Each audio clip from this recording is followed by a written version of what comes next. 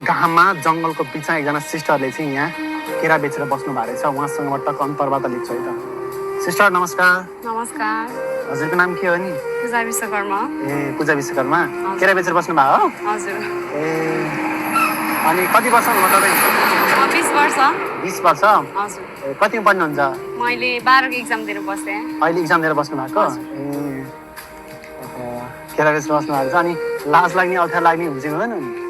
सुरुमा चाहिँ लाज लाग्थ्यो। अब त दुःख गरेर खानलाई अब के को लाज, अब त्यस्तो चोरी डकैती गरे होइन लाज लाग्नलाई।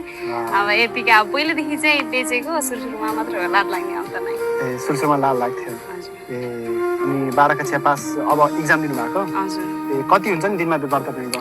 हुन्छ अलिअलि, यसो घर खर्ची धान्न, पढाइ यताउता, अब यस्तै हो। आर्थिक अवस्था कमजोर भएपछि अब यही बेपार गर्ने, खाने, बस्ने, पढ्ने। अनि जहाँसम्म चाहिँ यति केरा तपाईँको केरा खेती हो यो?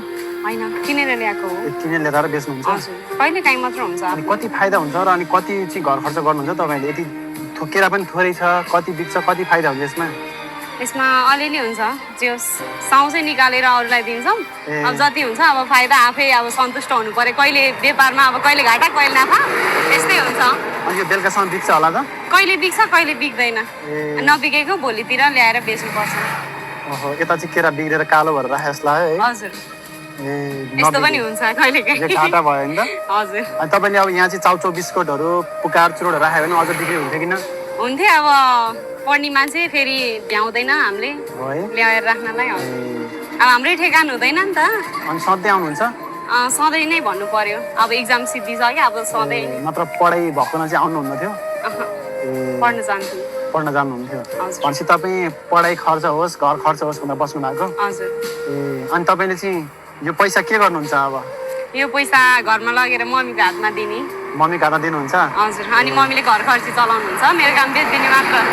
तपाईँ काम बेच्ने मात्रै हो? हजुर। ल हेर्नुहोस् दिदी बहिनीहरू, उहाँबाट केही पाठ सिक्नु होला।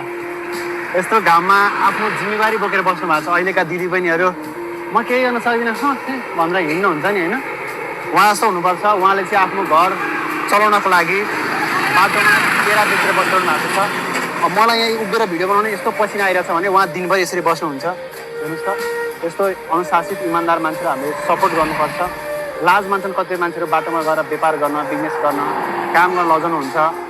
अब अहिलेको भनौँ भने त गरिब फ्यामिलीका बालबच्चाहरू नि लाज मान्छन्। लाज मानेपछि झन् पछि परियो के? आफूले गरेर खान लाज किन मान्नु पर्यो र होइन? उहाँबाट केही पाठ सिक्नुहोस्। उहाँले आफैले चाहिँ केरा बेचेर आफ्नो घर चलाउनुहुन्छ, आफूलाई खर्च म्यानेज गरिरहनु भएको छ। लस्सी सर, म हजुरदेखि एकदम प्रसन्न भएँ। Thank you. एउटा केरा खान दिनु न मलाई। ल यसलाई खोल्नु त। ल थ्याङ्क यू। वेलकम। ल तपाईँलाई केरा मनपर्छ पर्दैन?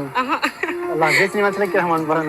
हामी हेरेर दिनु वाक्क भइसक्यो। हेरेर वाक्क हुन्छ है, कति खानुहुन्छ नि त?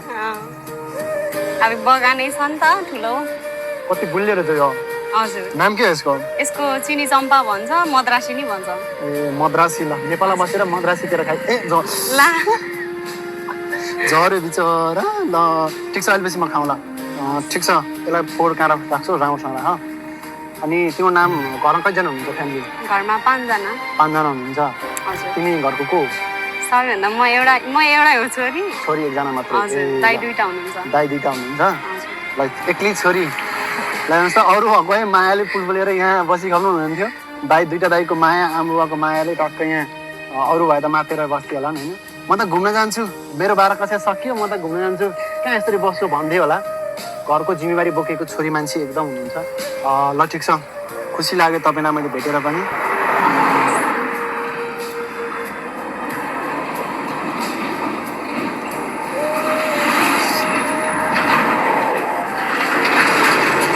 ल म खुसी भएँ होइन? अब यस्तो गरिमा आइरहेको छ, यति पसिना आइरहेको छ है। ल लाउनु तपाईँलाई मेरो सहयोग है। यसरी बस्नु भएको छ, यो तपाईँ यसरी बस्नु भनेकै अब अरू दिदी पनि यसलाई नि प्रेरणा मिलोस्। यसरी बस्नुपर्छ, लाज मान्नु हुँदैन। आफ्नो घरको आर्थिक अवस्था हेरेर तपाईँ यहाँ बस्नु भएको छ, दुःख गर्नु भएको छ। यस्तो घाममा हेर्नुहोस् त, पसिना कति आउँछ, यति काली भइसक्नु भएको छ। काली हुन नरिसाउनु ल।